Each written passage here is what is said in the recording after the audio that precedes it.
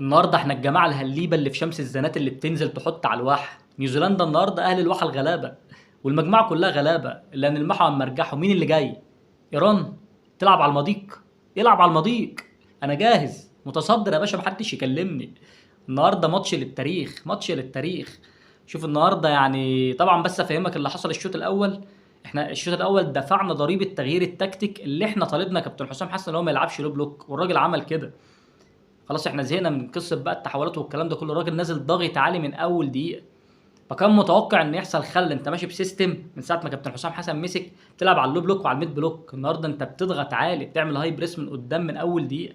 فكنا متوقعين ان هيحصل خطأ مشاكل في الترحيل الدفاعي، هيحصل مشاكل بين الخطوط، في التايمنج، واحد على واحد، كل ده هيحصل مشاكل، ان انت مش ده السيستم اللي انت متعود عليه. بس هي دارت الشوط الثاني واحنا شفنا. فطبعا الشوط الاول المنتخب النيوزيلندي